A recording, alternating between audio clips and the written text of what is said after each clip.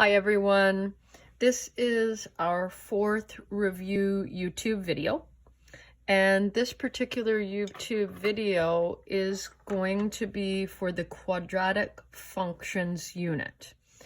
I'll warn you up front, this one's going to be a long one because there's quite a bit of material in the Quadratic Functions unit, so just settle in and we'll get going. A relation is a set of ordered pairs. So let me give you the example of 0, 1, 2, 3, and the point 4, 5. That would be a beautiful example of a relation, a set of ordered pairs. Now, you can represent a set of ordered pairs in a variety of ways. You can represent them in a table of values. You can represent them as ordered pairs. You can represent them in a mapping notation.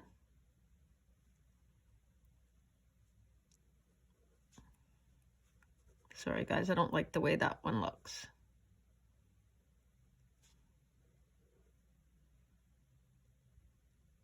So 0 maps to 1, 2 maps to 3, and 4 maps to 5.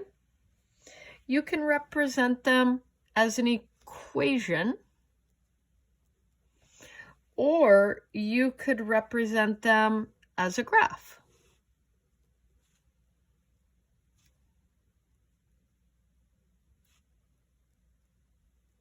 So 0, 1, 2, 3, 4, 5. Connect, arrow, and label. And with regards to a relation, we often ask whether that relation is a function. And in this particular case, the answer to that question is yes. And the reason that it is yes is because it passes the VLT. VLT is the vertical line test. Now, with regard to any relation or function, we have what we call domain, represented by a capital D. And domain is the set of all x values. The form for the notation, remember, is our squiggle brackets, all x values, such that, and it's always tagged with an x is an element of real numbers, squiggle brackets. The range, capital R, is the set of y values, and the squiggle bracket, all y values such that, and again trailed with the y element of real numbers. Okay, so a relation is a set of ordered pairs. It can be shown in a variety of ways. A function is a set of ordered pairs where there's no two ordered pairs that have the same x value. And that's why we use the VLT. So no two ordered pairs have the same x value. No two ordered pairs have the same x value. All right, let's flip when we're ready. When you're working with a graph, we can use that vertical line test, and if the vertical line cuts the graph more than once, then the graph, the relation, is not a function. Okay. Now, the most important thing that came out of the quad particular unit is the actual quad function.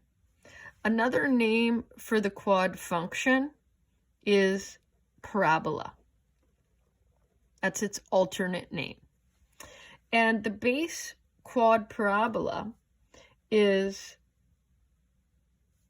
y equals x squared. That's your base function. So if I sub 2 in for my x value, my y is going to be 4. If I sub 1, my y is going to be 1. If I sub 0, my y is 0. If I sub 1, and if I sub 2. These 5 points that you're looking at have to be memorized. So let's graph it. -2, 1, 2, 3, 4. -1, 1, 0, 0, 1, 1, 2, 4. Connect, arrow, and label. And that's on my beautiful Cartesian plane. Now, there are 6 key pieces of information that go with this picture. Direction of opening, whether a parabola opens up or whether a parabola opens down. Vertex. Your vertex is the coordinates of that cusp point on the parabola. Always an x and y value. The domain for any parabola is x is an element of real numbers. And the range strictly depends on whether your parabola opens up or down. Your axis of symmetry is that line that divides the parabola in half. So it would be this beautiful line right here. It cuts that parabola right in the middle, right so that you have symmetrical images on either side. And the form of that equation for that axis of symmetry is x equals. Your maximum value is the highest or lowest y point. So if you have a parabola that opens down, you have a max. If you have a parabola that opens up, you have a min. And it's always at that y value, So oftentimes when it comes to a parabola, you will be asked for these 6 key values. And we've done a number of questions, quizzes, homework questions where you're asked note questions, direction of opening, vertex, domain, range, axis of symmetry, and whether you have a max or min value and where it occurs. Okay? Max or min value and where it occurs. All right. After I introduced you to the parabola in this unit, what we talked about next was transforming the parabola. Okay? And your basic form of your equation for a parabola is y equals a, bracket x plus or minus h, quantity squared plus or minus k. Now, each of these values, the a, the h, and the k, they all have a certain job to do with regards to transformations, okay? If your a value is greater than 1, you have a vertical stretch, baffo by a factor of. If your a is a fraction,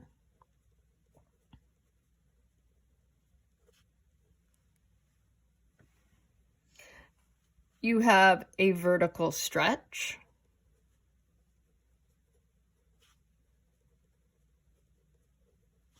baffo.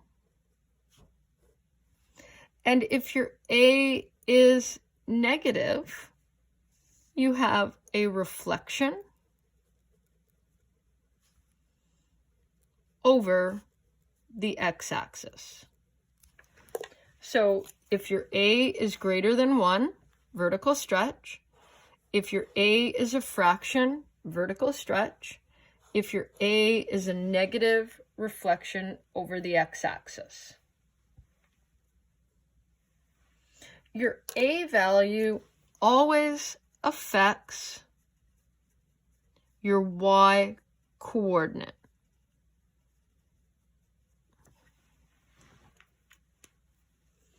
Your k value is what moves us vertically in terms of a shift.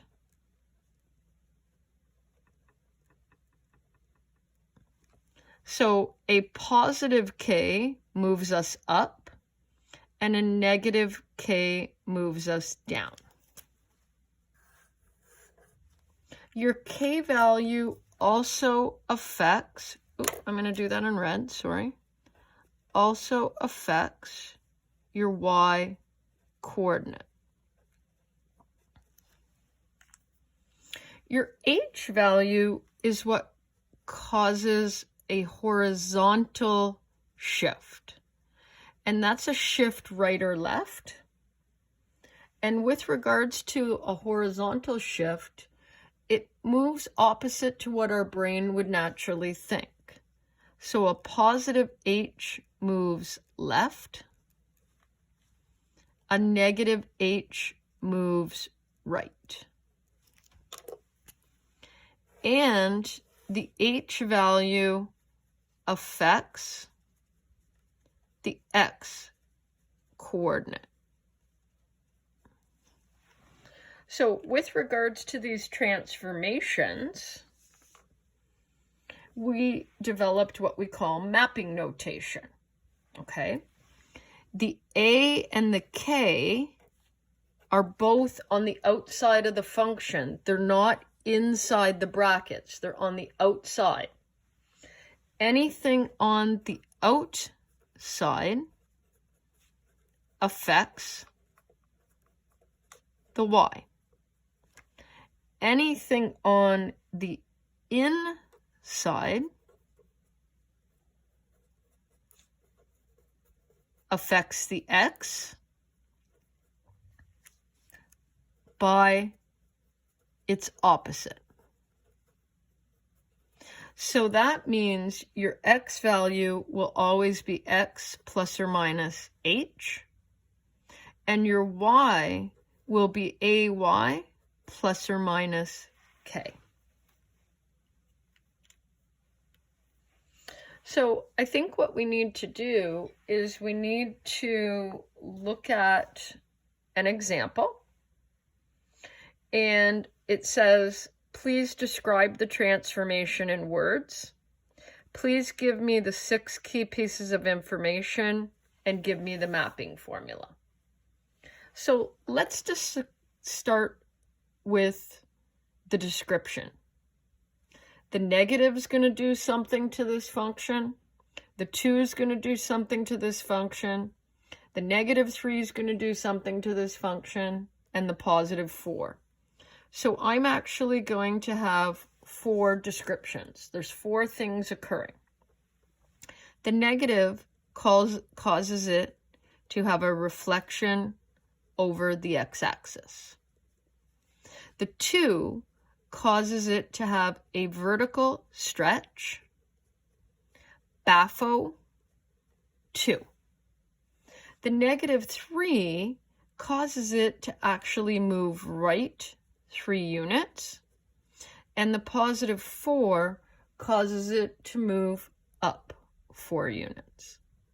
So what you're doing is you're taking that base parabola, you're reflecting it, you're stretching it, you're moving it right, and you're moving it down.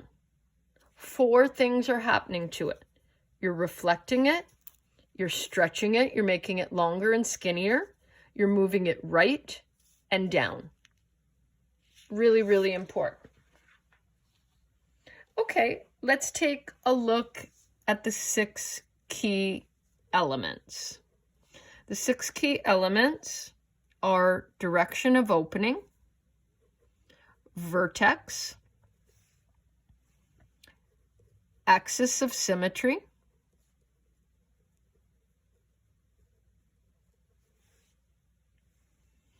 domain, range, and max or min. So direction of opening is always told to us by the a value. If that a value is positive, it opens up. If it's negative, it opens down. Vertex is always known from your h and your k. So in this particular question, my vertex is 3, 4. Remember, when you're dealing with what's occurring inside of the fraction, it's opposite to what your brain would tell you. Now, that vertex helps you answer the next few questions, because axis of symmetry is always the x value of your vertex, and max and min value is always your y value. So because this parabola opens down, we have a max, and that max occurs at 4. Again, the vertex helps you answer axis of symmetry, max or min value, and it actually also helps you answer domain and range. Domain for any parabola is always x is an element of real numbers, always, because those arrows are always just getting wider and wider and wider. Your parabola is getting more like that punch bowl effect, and it's XER. Range is always guided by your vertex. If my vertex is 3, 4, and I know my parabola is opening down, that means my y values are all going to be less than or equal to 4, and they're going to be any little value, any little fraction, any little nook or cranny less than 4. Beautiful. Now, let's talk about mapping. I know when I map, I take a look at my equation, and my mapping has to do with the whole idea of outside and inside. Anything on the outside affects the y. Anything on the inside affects the x by its opposite. Anything on the outside affects the y. Anything on the inside the bracket, affects the x. So if we took our original points, our -2, 4, our -1, 1, our 0, 0, our 1, 1, and our 2, 4, and we ran those original points through the mapping, we would get 5 newly created points. Let's do the x's together. -2 plus 3.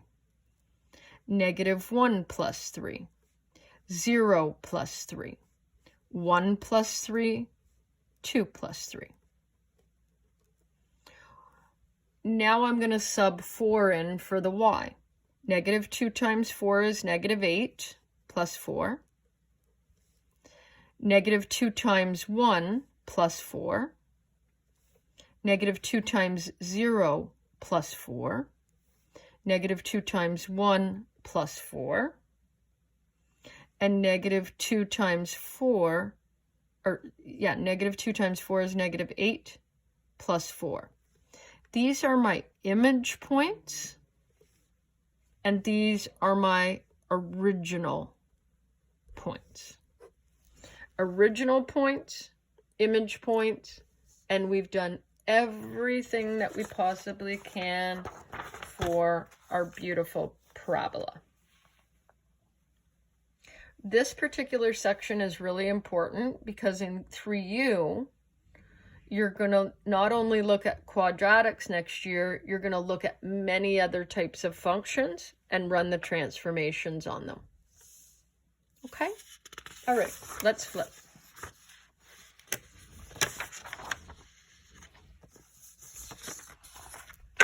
One of the other things that we covered is determining the equation of a quadratic when you're just given sort of pieces of information. So let's kind of, for refresher purposes, put our generic quadratic equation in vertex form. And let's look at a few examples. Determine the equation of this parabola if it's congruent to your base, if it opens down, and if it has a vertex of -2, 4. Now, where in this equation is there any indication of opening down? Right here with our A. I know that's going to be a negative. With regards to vertex, where do I have any indication of my vertex? Right here, my H and my K. Your vertex is always your H and your K. So if my vertex is -2, remember, this has to be its opposite. Because when it comes out of the bracket, it forces the parabola to move in the opposite direction of what we would naturally think. So x plus 2 would give me a vertex of -2, and the k value is completely opposite to that. It's its natural number. So y equals negative for the down, vertex of -2, 4, beautiful equation for my quadratic. Now, let's look at the next one. Congruent to y equals half x squared. So that's telling you that that's the base function. That's telling you that that's your a value. It has a maximum value. Now hold on.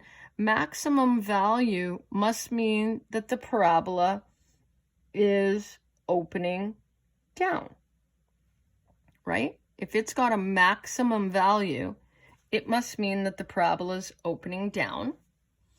And if that maximum value is 7, but your axis of symmetry, remember your axis of symmetry and your maximum value, that tells you your vertex. That tells you, so my vertex must be -2, 7, because the x coordinate of the vertex tells me my axes. The y coordinate of the vertex tells me my max or min value. So now that I have my vertex, I can use the opposite inside the bracket and the exact number out. So congruent to half x squared, that's your a value. Maximum means that it's opening down. Vertex at -2, 7. Beautiful. We got a parabola that has a vertex of 2, 1, and it passes through another random point of 4, 7. So hold on, what that's saying to you is that you've got a vertex right here, and at 4, -7, it's actually passing through that point. That's what that's telling you. So what they're not telling me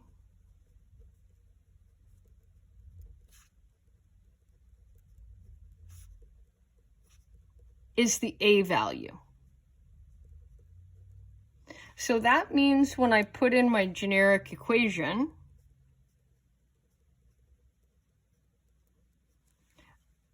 I can definitely sub in for the vertex.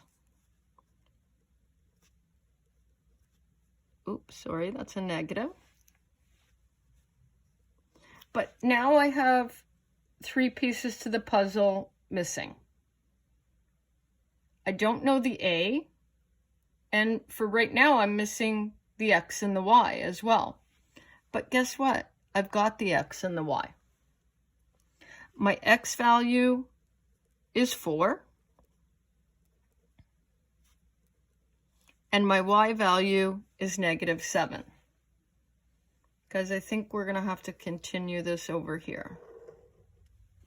So let's write that again. -7 equals a 4 minus 4, or sorry, 4 minus,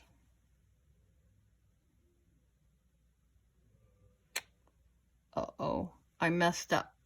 This should be a 2 right here, and this should be a 1 for the vertex. Sorry about that, guys. This should be a 2, and this should be a 1.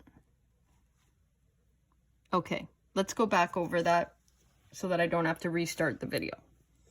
My vertex was 2, 1. So 2 and 1. My other point that it passes, and here's your vertex right here, 2, 1. The other point that it passes through is 4, 7. So the x value is 4 and the y value is -7. So when I clean up, 4 minus 2 is 2 squared plus 1. 2 squared is 4. When I isolate that a, -7 minus 1, -8. A is going to equal, when I divide both sides by 4, -2. So the equation of my parabola is going to be -2, bracket, x minus 2, because that's helps me get my vertex, quantity squared, plus 1. Beautifully done.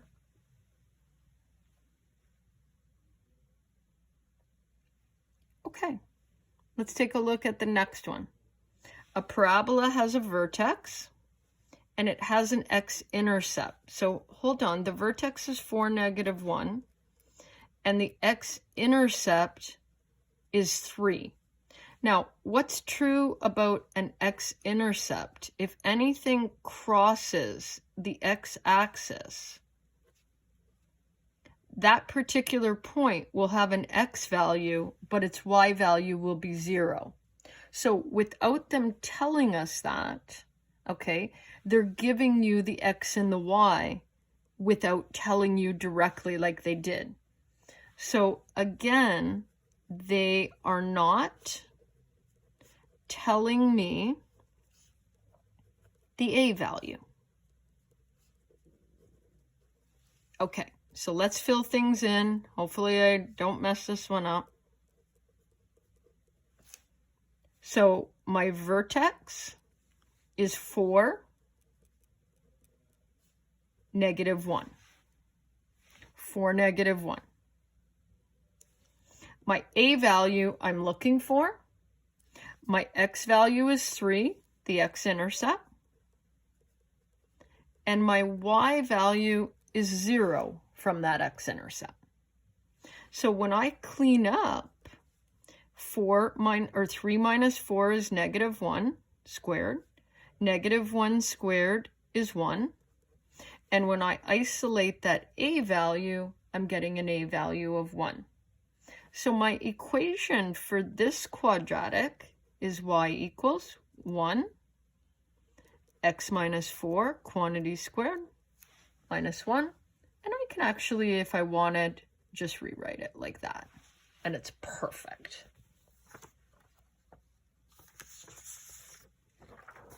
This is a bit of a more challenging section, to be truthful. This might be an area where you might want to look over our notes again and look at the questions. They're more application style question, this type of thing. You got to really understand what you're doing. It's not rote memorization. So do me a favor and take a look at this section again in your notes, okay? The second part of the quadratic unit dealt with quadratic functions, and in the sense we dealt with completing the square and putting things into vertex form. So hold on. There's 3 forms of presenting a quadratic. There's vertex form that looks like what we love to see, because I know that my vertex is 3, 4. There's standard form, which the only advantage is that it tells us that this parabola opens down. Doesn't tell us much more. And there's also intercept form. Now, intercept form is one of the concepts that we're not covering during our COVID grade 10 class. Again, I chose this because I felt that it's not as important as the other two. But just out of curiosity, just to highlight a couple things. If I took both of these factors and I equated them to 0 and I solved, which you guys are used to doing, what that tells me is that I have two x-intercepts, one at -3 and one at 7. And because this is a +1, I know the parabola opens up. The only piece of information that I'm missing is that I don't know the vertex. I don't know the vertex. So truthfully, the best form is always the vertex form because you can tell a lot of information. It tells you direction of opening, it tells you the vertex, it tells you the axis of symmetry, it tells you the max point. Whereas the other two forms, this one is extremely limited. All it tells you is that it opens down. This one's a little bit better. At least we know that the parabola is, relatively a wide opening up parabola. But it doesn't give us a good solid indication of the vertex. Now, we could say, okay, well, the vertex is going to be halfway between -3 and 7, and that would be a logical conclusion, right? We would have 1, 2, 3, 4, 5, 6, 7. Oh, sorry. 7 and 3 is 10, so that would be 5 over. 1, 2, 3, 4, 5. So your vertex is probably, in most cases, going to have an x value of +2. And then if you wanted your y value, you'd have to sub it in. But again, it's not as crystal clear as vertex form. And sometimes this whole idea of going right in the center doesn't necessarily work in a word problem. So again, the advantage of the vertex form is that it tells us direction of opening,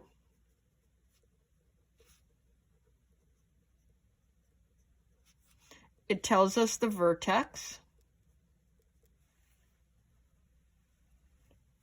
it tells us the max or min value, and it tells us the axis of symmetry. How do we convert an equation that's in standard form into vertex form? By completing the square. And as you can see, when you're completing the square, there's quite a few steps. And we're going to go through them together. Okay, we did 2 lessons on this throughout the unit. Put brackets around the first 2 terms. Done. Inside those brackets, I'm going to have you add an empty box and subtract an empty box. In order to fill in that box, I'd like you to take half of the value in front of the x and quantity square that for me. So in order to fill in the box, take half of the coefficient in front of the x, so half of 6, and quantity square it. So what I'm going to fill into the box is 9 and -9. So technically you haven't changed the question at all, because when you add and subtract 9, you're right back where you started. Now that you've done that, we're able to build what we call the perfect square.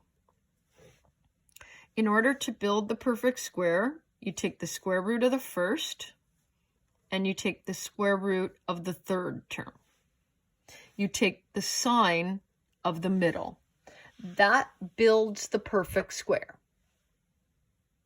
These 2 numbers that I call the dangling on numbers, these guys, these are the ones that help us determine what's going to go right here. So my equation that was originally in standard form is now very, very quickly converted into vertex form, of which I know the vertex is -3, -1, of which I know the parabola opens up.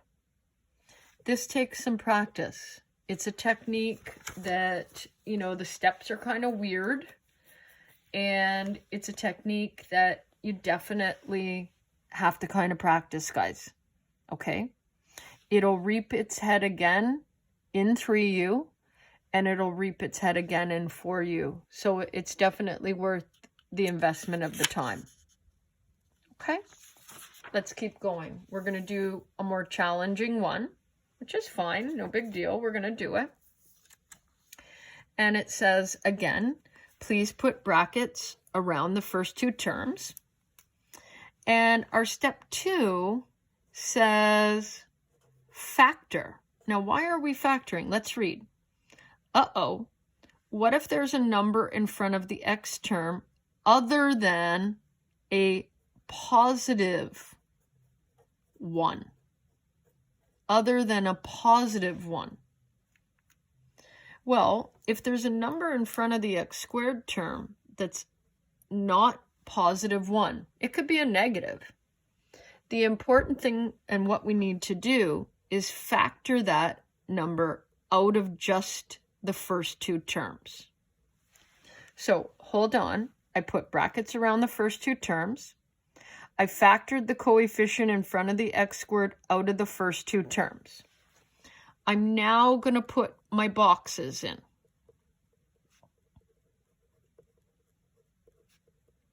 And I now need to figure out what value is going to go in those boxes. So in order to figure that out, I'm going to take half of the coefficient in front of the x term, and I'm going to quantity square it. Half of 2 is 1. Quantity squared is 1. So the value that goes in those boxes to build the perfect square is a beautiful 1. Let's build it. Square root of the first, square root of the third, sine of the middle. Now, we have what I tend to call the dangling on, like the charm bracelet in the charm, right? In order to figure that out for this particular question, you need to consider that this 2 has impact on that -1. So -2 minus 5.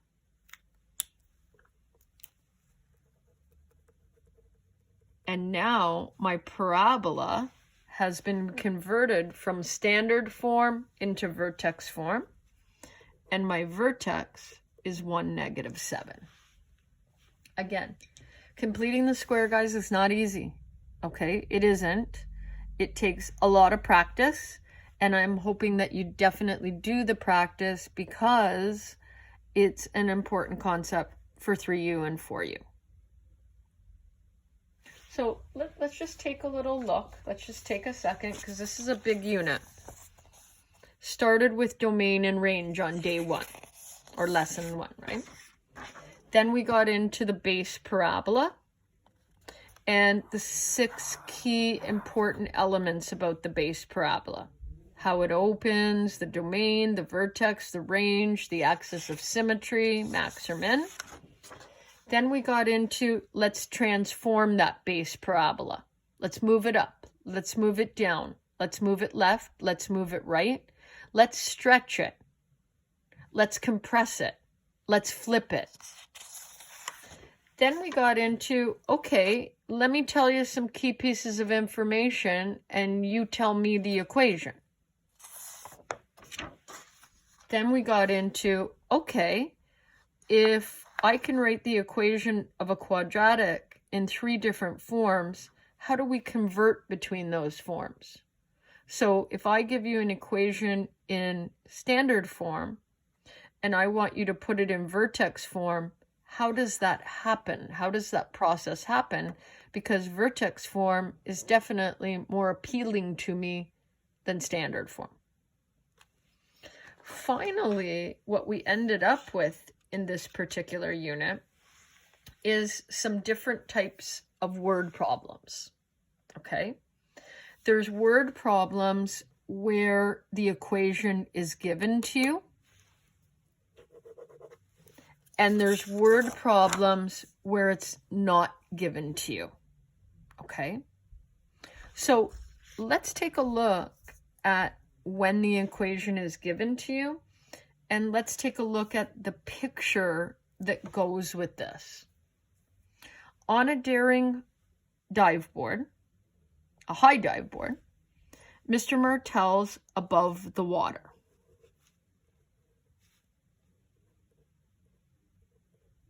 There he is. Here's the water, and he's on a dive board. His height is given by the following equation, where h represents his height above the water, and t represents his seconds. So he's going to bounce on that board, he's going to come running, he's going to bounce on that board, and all of a sudden he's going to dive into the water and make a splash.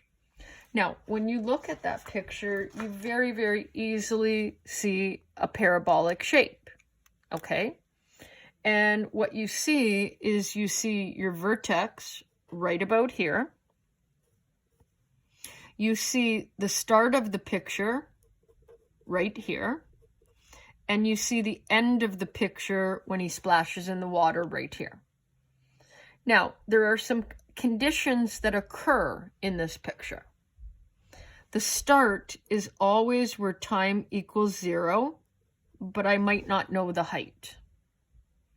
The end is always where h equals 0, but I might not know when it ends. Okay? So that's the generic type of word problem picture for a quadratic when you're given the equation. So let's look at some of the questions that are being asked of me. Find the maximum height. They want to know, how high does he actually go above the water? How long does it take him to reach this maximum height? How high is the diving board above the ground? So in order for me to answer a lot of those questions, I need to take this from standard form and convert it into vertex form. So hold on, let's do that first. Step number 1, put brackets around the first term. Step number 2, first two terms. Step number 2, get that t squared value alone by common factoring out the -3. Step 3, add your boxes.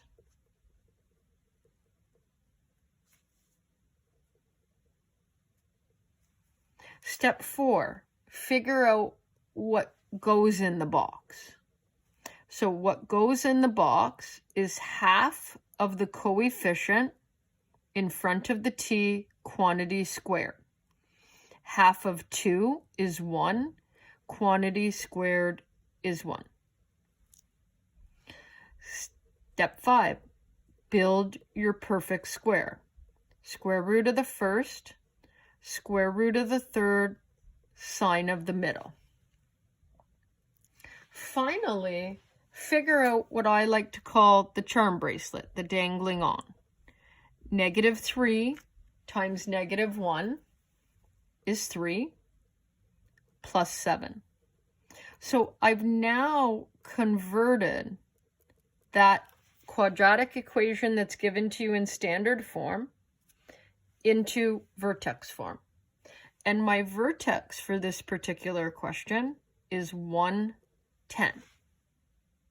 So that means if I went back over to the question here, the picture, my vertex would be 110. So think about it. At time equal to 0, Mr. Martel is jumping on the dive board. At time equal to 1 second, he's up here. At time equal to who knows what, he's floating around in the water. So find the maximum height. The maximum height is that y value of the vertex. At what time does he reach the maximum height? That's the x value of the vertex. So the y value of the vertex always tells us our max or min value. The x value of the vertex tells us where or when this occurs. Now, how high is the diving board? How high is the diving board? How high of a ladder does he have to climb to get up onto that diving board? Well, that's at time equal to 0. That's at the start of your question. So I could take t equal to 0 and I could sub it into this equation or this one right here, and I'm going to get the exact same value. So let's try it.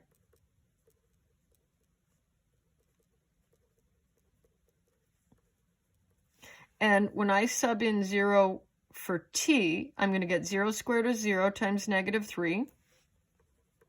6 times 0. So my height, how high of a ladder does he climb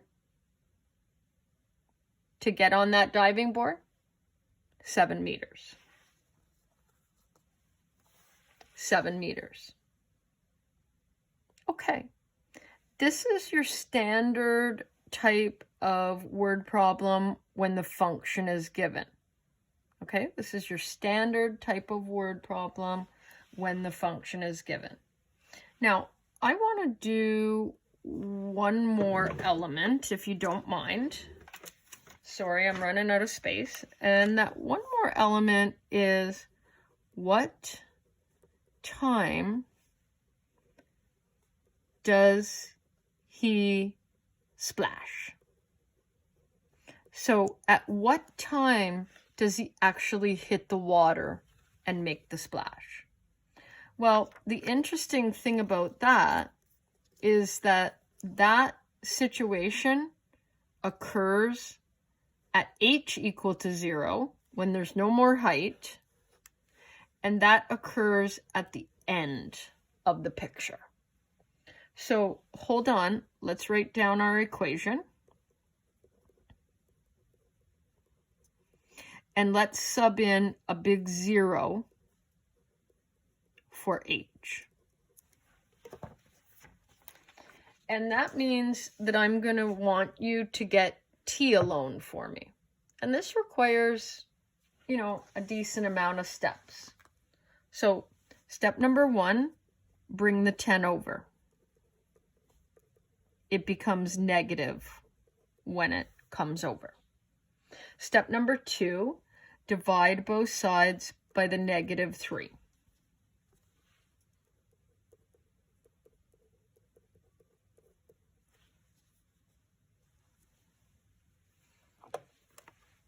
(10 divided by 3).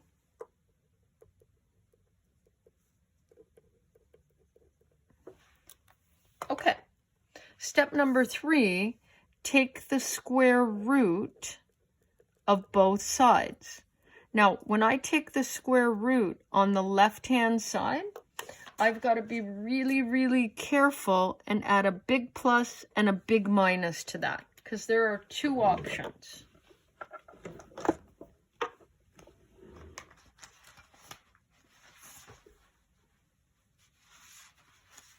Okay, so let's do that. Let's take the square root of 3.33. And I'm going to get an answer of positive or negative 1.82 equals t minus 1. So square root of t minus 1 squared is t minus 1. Square root of 3.33 is 1.82. So I'm going to have two options here. I'm going to have the option of t equals positive 1.82 plus 1.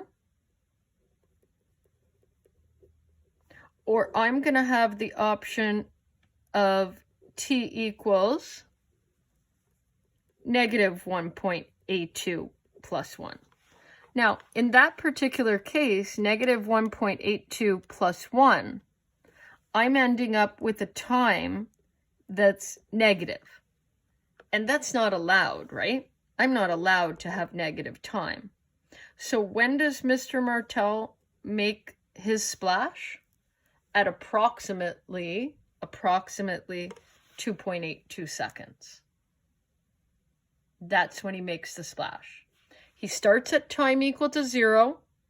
He ends at approximately 2.82 seconds, and he reaches his maximum height at 1. 1 second for maximum height of 7. He's standing on a diving board that's 7 meters, or sorry, maximum height of 10. He's standing on a diving board that's 7 meters above the ground. These are really cool questions, and they repeat themselves later in calculus. When you take your calculus course, you're going to see similar questions. You're going to use calculus to solve them, but you're going to see similar questions. Okay? All right. Last concept that we covered in this unit is word problems where the function is not given. So we did a couple different types. We did area perimeter and we did revenue. We are not covering profit. Okay, not covering profit in this particular COVID grade 10 math. So area and perimeter, you're always going to sketch and label a diagram. You're going to define the variables with let statements. You're going to set up an equation where there's only one variable, and that's super duper important. Only one variable. You're going to complete the square, and you're going to find your vertex. Remember, your vertex, your y value, always tells you your max or min. So if they ask you, what is the max area? What is the max perimeter? That's always your y value. Your x value tells you where or when max or min occurs. So if it says to you, what is the max area? That's the y value. And if it says to you, what are the dimensions of the rectangle? That's the x value. Okay? The other one that we're dealing with is revenue.